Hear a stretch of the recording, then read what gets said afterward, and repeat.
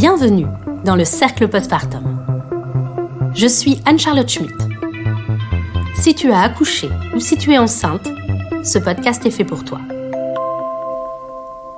Ici, je te parle du postpartum en toute bienveillance, de ses tracas, ses difficultés, qui restent encore trop souvent sous silence. Dans le cercle, pas de tabou, pas de langue de bois, juste la vraie vie d'une accouchée. Chaque semaine, je te propose des pistes de réflexion et de potentielles réponses pour vivre un postpartum serein et harmonieux. Rejoins le cercle et bonne écoute.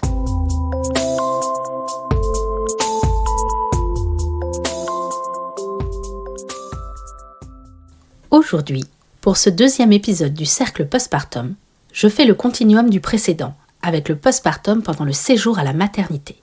Je me concentre sur les 48 à 72 heures qui suivent la naissance. Une fois la surveillance du postpartum immédiat en salle de naissance terminée, on te conduit avec bébé dans votre chambre. Les risques majeurs étant éloignés, la surveillance va également s'espacer.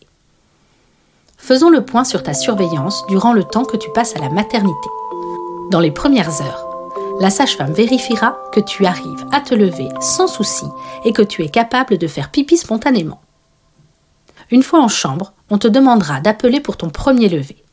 Il ne faut pas le faire seul à cause du risque d'hypotension et de malaise. Si tu as toujours une perfusion, on te l'enlèvera à ce moment-là. Pour les accouchements par césarienne, beaucoup de maternités pratiquent le lever précoce dans les 12 heures suivant l'intervention. Cela favorise ainsi le retour rapide à l'autonomie. La surveillance par la suite, et dans tous les cas d'accouchement, est d'au moins 2 fois par jour. La sage-femme vérifie tes constantes, tension, fréquence cardiaque et température, pour les mêmes raisons qui sont expliquées dans l'épisode précédent. Également, au moins 1 fois par jour, un examen clinique, avec vérification de l'utérus et des saignements. La sage-femme observe également tes membres inférieurs pour vérifier l'absence de phlébite due à la diminution de mobilité. Je ne vais pas te cacher la vérité, et tu le verras par toi-même, le séjour à la maternité, c'est le summum du glamour. On va s'intéresser à ton transit, enfin surtout à sa reprise, qui peut prendre 24 à 48 heures après un accouchement. On va également chercher à savoir si tu as des hémorroïdes. Et on va vérifier ton périnée, cicatrisation, œdème. Alors les petits conseils que j'ai pour toi. En numéro 1, pas de crainte d'aller à la selle, même si tu as une épisiotomie. Je sais, on a l'impression que tout est au même endroit et que ça va péter. Mais en vrai, pas du tout. N'hésite pas à prendre un miroir et à aller regarder ce fameux périnée.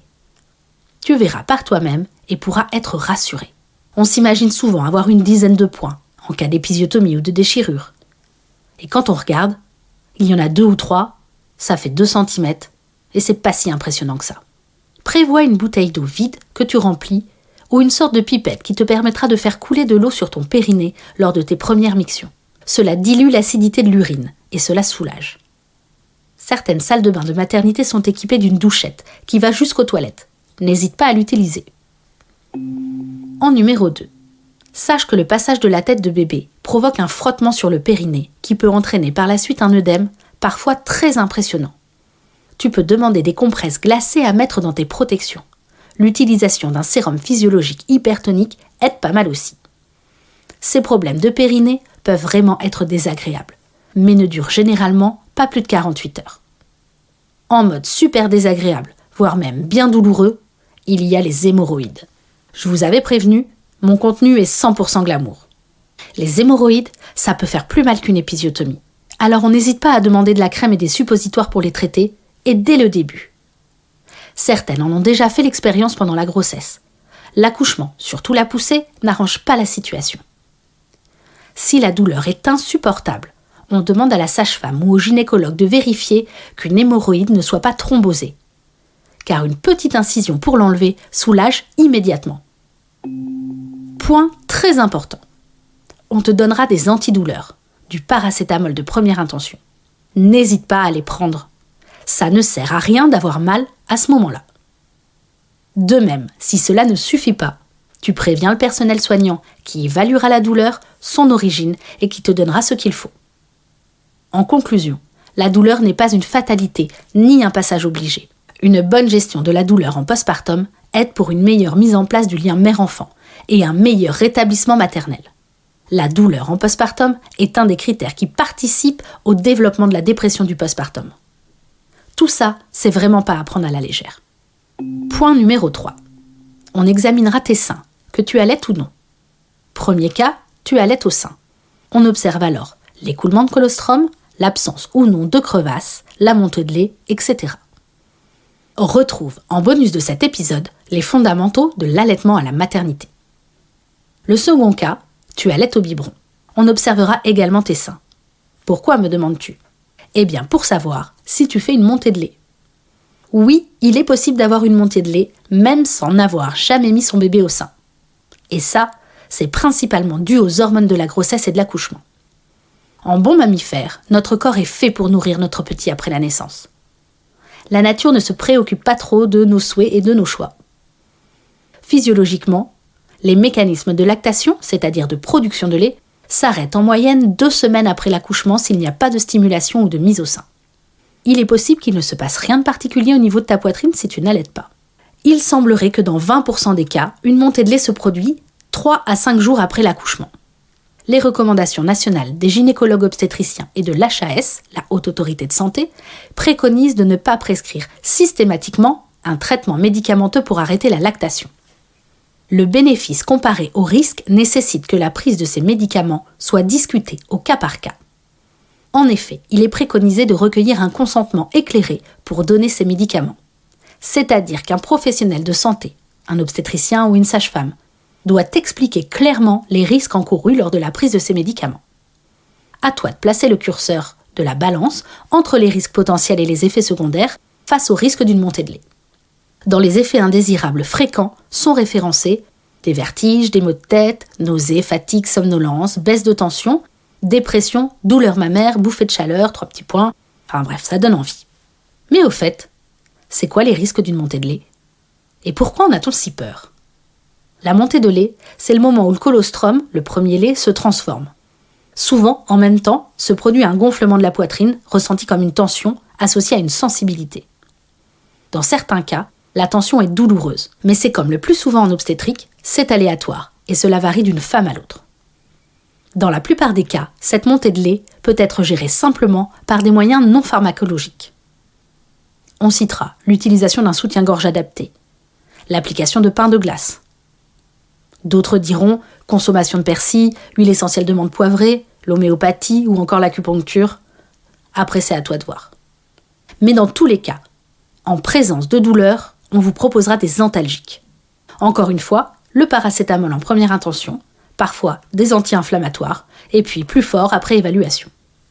En soi, la montée de lait n'a rien d'insurmontable du moment que l'on est informé et préparé, et ce, qu'on allaite ou qu'on n'allaite pas. En finale, dans tous les cas, avant de quitter la maternité, vous aurez une visite de sortie. Elle consiste en un examen physique complet, ainsi que la prescription d'antalgiques et autres traitements nécessaires, ainsi que la proposition d'une méthode de contraception. Un grand nombre d'informations te seront données à ce moment-là. N'hésite pas à noter ce qui te semble important. Passons à présent au séjour de ton bébé. Son quotidien à la maternité consiste à manger, dormir, être changé. En général, chaque jour on le pèse, on surveille sa température et son taux de bilirubine, le marqueur de la jaunisse, en cas de besoin. La jaunisse est l'une des complications courantes qui nécessitent surveillance pendant le séjour à la maternité. Les mécanismes qui entraînent la jaunisse sont complexes. Mais si je dois essayer de t'expliquer, je dirais la jaunisse, c'est un excès de bilirubine dans le sang. Cela est physiologique chez presque tous les nouveau-nés. L'hémoglobine fœtale, ou si tu préfères les globules rouges du nouveau-né, se détruisent plus vite que les globules rouges adultes. Lorsqu'ils se décomposent, ils produisent de la bilirubine. Un excès de bilirubine dans le sang entraîne une jaunisse, aussi appelée un ictère.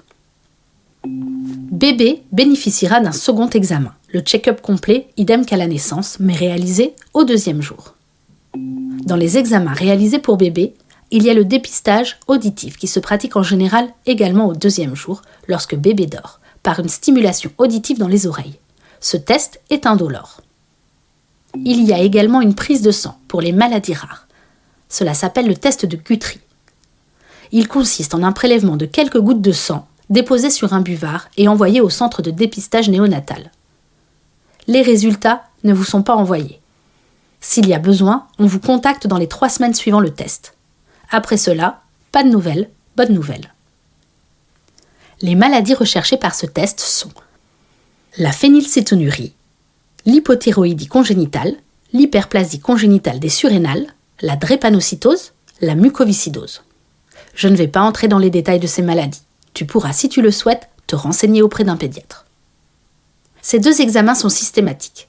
Il est très rare que l'on détecte une anomalie pendant le séjour à la maternité. Cependant, le bénéfice de faire ces examens de manière systématique est de permettre une prise en charge rapide. Le séjour à la maternité est l'occasion de te faire guider dans les soins de bébé. Le bain, le change, les soins du cordon, c'est-à-dire tout ce qui concerne l'hygiène de bébé. Si je dois te résumer le séjour à la maternité de bébé, on observe principalement les entrées, les sorties, et on fait le bilan des 2. C'est-à-dire, on regarde ce qu'il mange et comment, et ce qu'il y a dans la couche. Bébé remplit normalement 6 à 8 couches d'urine par jour. Pendant son séjour à la maternité, il doit évacuer le méconium. Ce sont les premières selles. Elles sont noires et visqueuses, c'est un peu ragoûtant. Et enfin, on observe la prise de poids. Tous les bébés perdent du poids au moins dans les 48 premières heures. Ce qui est important, c'est comment ils le perdent. Rapide au début, puis stabilisation de la courbe pour amorcer la reprise. De même que pour toi, lorsque la sortie de bébé sera validée, on te remettra une ordonnance et les conseils principaux pour la maison. L'objectif de ces quelques jours à la maternité est de vérifier que toi et ton bébé soyez en bonne santé. Dans l'idéal, il faudrait que tu puisses récupérer et te reposer pendant ces quelques jours. Mais dans la réalité, ce n'est pas très facile. Entre les différents passages des équipes soignantes, des femmes de ménage, entre les soins et les visites, les repas, il n'est pas toujours aisé de se reposer. Ce n'est pas toujours évident, mais un de mes principaux conseils, c'est de limiter les visites à la maternité. Je sais que toute la famille a envie de venir voir bébé, mais plus il y aura de monde, plus bébé est stimulé dans ses premiers jours, où il a besoin de tranquillité et de proximité avec ses parents. Alors, comment on fait avec les grands-mères, les grands-pères, les tontons, les tatas qui insistent pour venir ? On essaye la pédagogie et on explique que c'est dans l'intérêt de la maman et du bébé. Et quand on n'a vraiment pas le choix, on limite à 20 minutes maximum et pas plus de 2 personnes à la fois. Et pour tous les autres, on organisera les visites à la maison quand on sera bien installé et qu'on aura trouvé notre rythme. On essaie vraiment de favoriser le temps à la maternité pour prendre ses marques et découvrir son bébé. En accord avec le personnel soignant, on essaie de regrouper les soins. Et on n'hésite pas à mettre une petite pancarte « Ne pas déranger » sur la porte quand on est en train de se reposer. Si la maternité le propose, le coparent peut rester dormir. Et ça, c'est une vraie aide. C'est un soutien émotionnel pour la maman et ça peut être un relais. Cependant, quand ce n'est pas le premier enfant, il n'est pas toujours évident que le coparent reste. Et parfois encore, il n'y a pas de coparent. Et si le service propose de confier bébé pour la nuit ? Ça dépend de toi. Garde à l'esprit que ton bébé a besoin de ta proximité. Il vient de passer 9 mois au creux de toi. Si tu es seul, épuisé, confie ton enfant et insiste pour qu'on te le ramène si tu allaites et qu'on ne lui donne pas de biberon. Si tu n'as pas trop de visites et que tu arrives à te reposer la journée, garde ton bébé auprès de toi. Pour bien récupérer, ou en tout cas entamer une bonne récupération, il y a le sommeil et il y a l'alimentation. Les plateaux repas à l'hôpital ne sont pas toujours adaptés pour une femme qui vient d'accoucher, et encore moins une qui allaite. Alors, tu n'hésites pas à apporter des boissons, des snacks sains, ce qui te fait plaisir et ce qui t'aide à récupérer. Ça permet aussi d'éviter les coups de barre quand à 4 heures du matin ton bébé est réveillé. On s'hydrate beaucoup et on essaie de privilégier la qualité de la nourriture. Mais surtout, on ne se limite pas sur la quantité. Pendant ton séjour, demande tous les conseils dont tu as besoin. Et prépare, si cela n'a pas été fait, en anténatal, ta sortie et ton accompagnement pour ton retour à la maison. Ne sois pas surprise si tu trouves des discours contradictoires au sein de l'équipe soignante. Cela est monnaie courante, surtout sur les sujets d'allaitement. Prends les conseils qui te semblent bons pour toi et laisse ce qui ne te convient pas.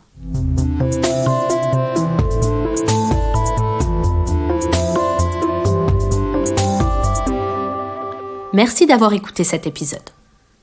J'espère sincèrement t'avoir apporté des réponses, ou du moins que tu as trouvé du réconfort.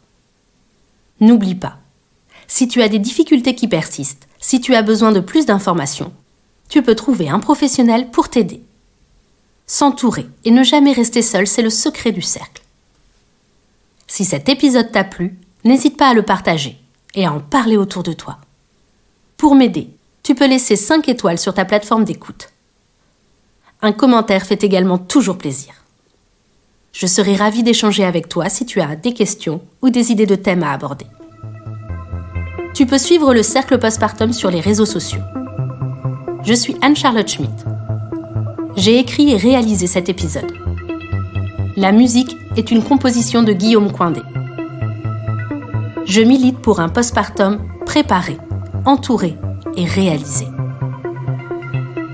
Je te dis à la semaine prochaine dans le Cercle Postpartum. Et bon postpartum à toi.